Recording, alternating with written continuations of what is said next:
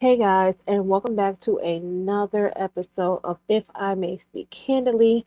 I'm your host, Megan. And this week, a lot of things has been happening. I've been kind of wrapped up in the creation of a new project that I am working on with one of my friends, Derek Cook, and more information on that at a later date as things starts rolling. But unfortunately, I wasn't able to see Orange Cassidy today. As I mentioned in last week's episode, I was going to try to see him at a meet and greet out in Jersey. I wasn't able to. So, yeah, I'm a little bummed because I thought maybe I could get the opportunity to like wish him luck on his big match next week. But, the opportunity did not escape me. It just wasn't the right time. So I am not going to talk your ears off. I'm going to go straight to these topics and I hope you enjoy it. As always, please like, subscribe, and comment down below.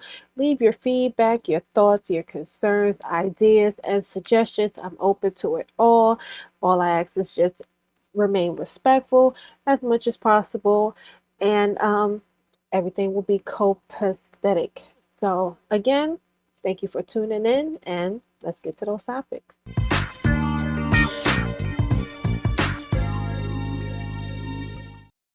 So, I kind of wanted to start off with some of the things that happened this week on Raw and on SmackDown. I feel like both shows was really good, but the main thing that happened that kind of been grabbing my attention for most of the week is the original bloodline looking for their fifth member. So you got Roman, you have the Usos, and you have the honorary Us, Sammy Uso, as four compared to Solo and, God, Jacob Fatu. And we learned on Friday that their fifth member was going to be Big Bronson Reed. Now, the funny part about it is Big Bronson Reed kind of fits with the bloodline like a glove, don't he? Like he looked like he's like a lost cousin of theirs. Like, he just fits. So it wasn't very it didn't look weird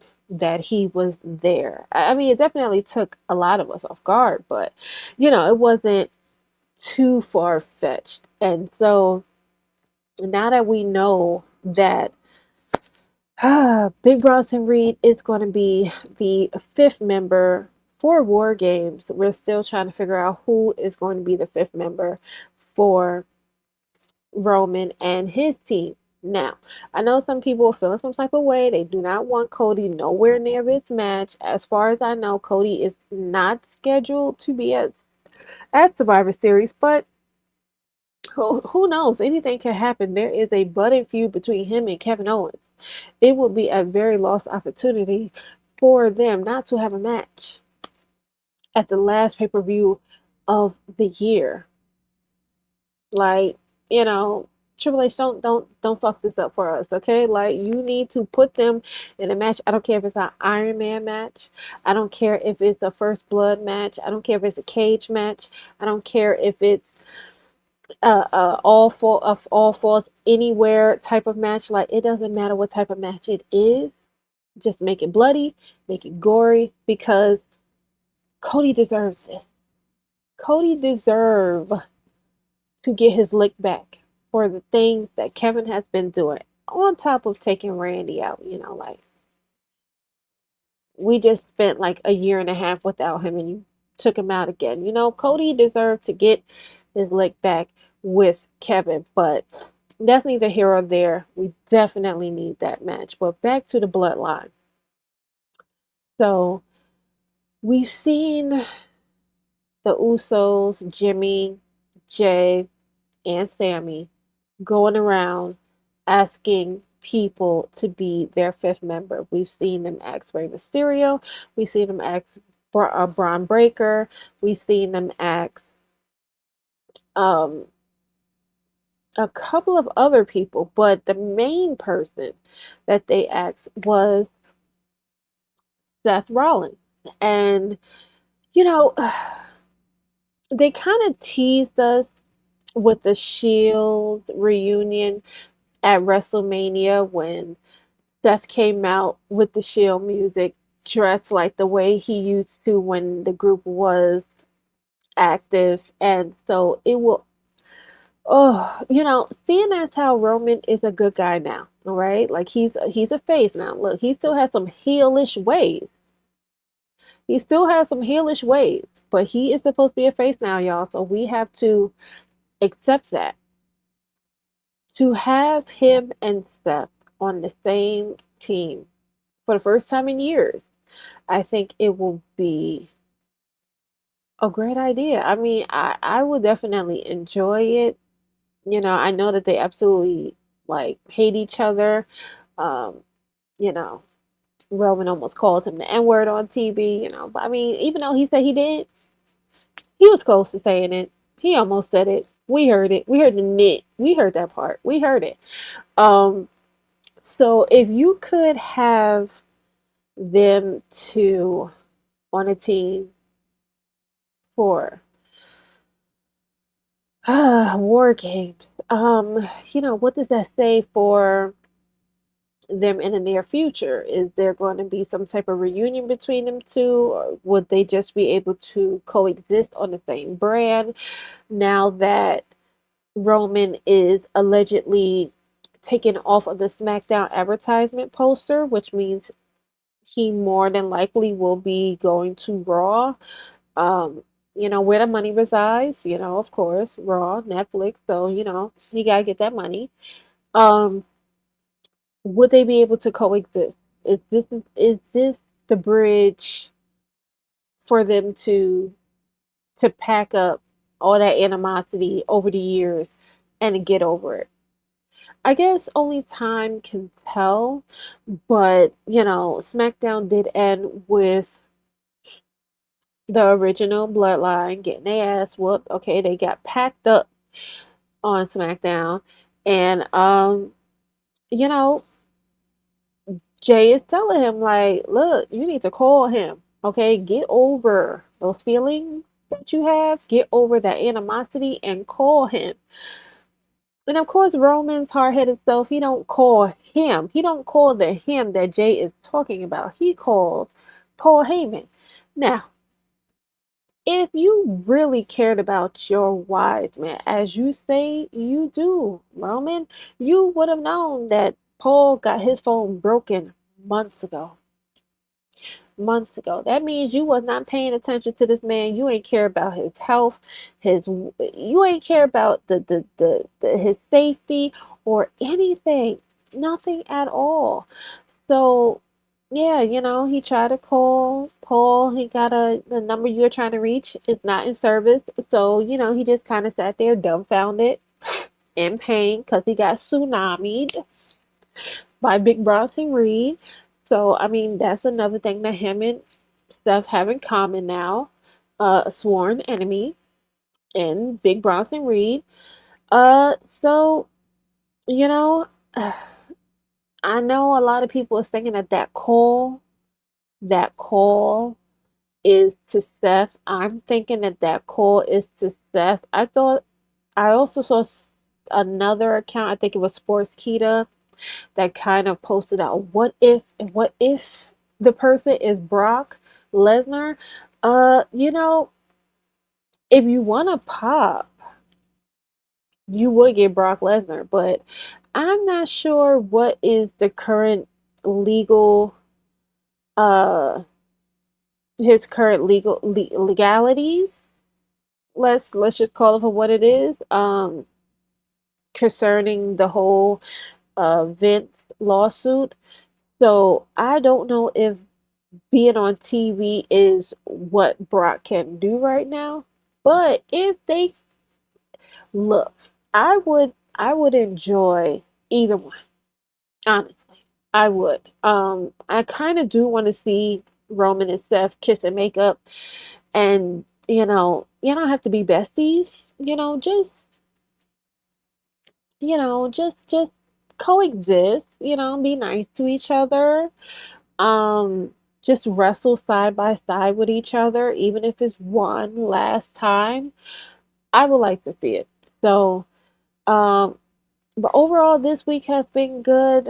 Our women's champions, Bianca and Jade, they got jumped by Liv and Raquel, so I am sure that they are going to drag they behinds when they do see them. Just grab and drag, the routine.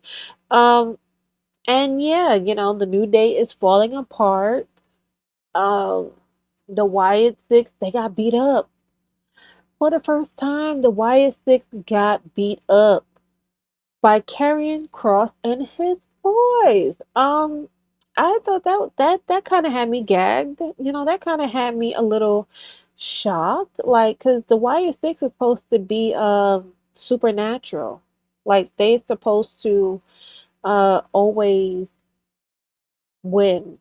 So for them to get beat up, that was kind of disappointing to me.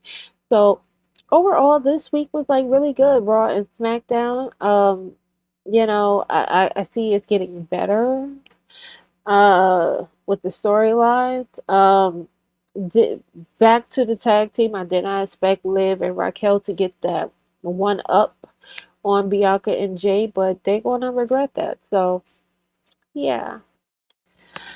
So another thing that we have learned this week is that Mike Speedball Bailey of TNA, excuse me, TNA will be joining AEW. Now, I'm not very, I'm still learning the wrestlers in TNA, but I do watch it. And, you know, I like Bailey. I like Mike Bailey. I like watching him fight. I mean, he's a super talented guy. So, hearing that he will be going to AEW, even though 3 years ago he did agree to terms with WWE, but I guess they decided to go a different direction with him, and maybe that just wasn't something that he was willing to do, rightfully so. Um, but now he has decided he is going to go to AEW. Now, I don't want Mike to get lost in the sauce over there. I don't want him to be the new shiny toy for the first couple of weeks, maybe even months, and then he is thrown into some uh, fraction, or you make him wrestle until he burns out. Like, I don't want that for him. So I do hope that when it comes down to AEW and his new partnership with them, that there is some level of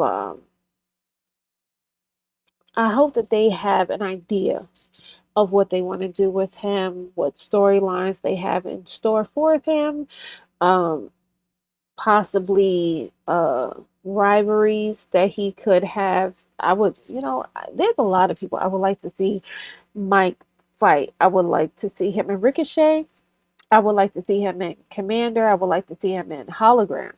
Like maybe even Offspring. Like there are people that I really feel like he will dance very well with in AEW, um, match wise. Now, however people may feel about this next statement, I mean, to each his own. But the only thing that makes it a struggle for me to watch AEW is just the fact that there's no real there's not a lot of storylines to follow, which this is a perfect way to segue into my next topic. But I'm hoping that with what they are doing now, especially with Jon Moxley and Orange Cassidy and uh, Mercedes and Chris Statlander, uh, you know, the storylines that I could think of off the top of my head, the Hurt Syndicate and Swerve Strickland, like, we want those type of stories to be consistent, and we want those type of stories to, always be in rotation. We don't want it to be a hot moment for like a couple of months while that particular story is going, and then there's like a dry spell, and people are not tuning in. So, um, like I said, I just don't want him to get lost in the sauce in AEW. But AEW, they picked up a real prize with him, and I can't wait to see his debut and what they have in store for him. So congratulations to you, Mike Bailey.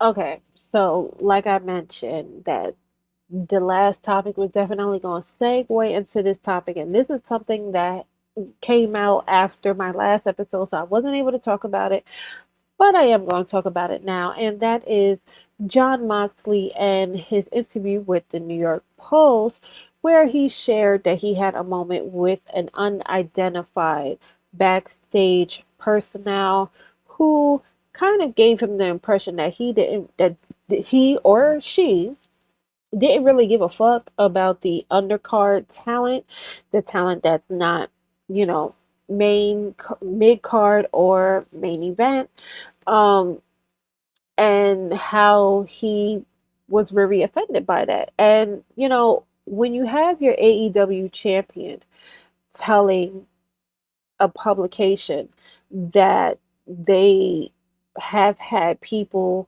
backstage sharing that they had no real interest in helping those who might not be on TV very often or budding, creating a name for themselves and um just building themselves as a wrestler. Yeah, that speaks a lot about the company because these people represent you, and I just first let me just read this quote that John said, and then we gonna get back to my thoughts about it. So he said, this individual said, well, it's the bottom of the card.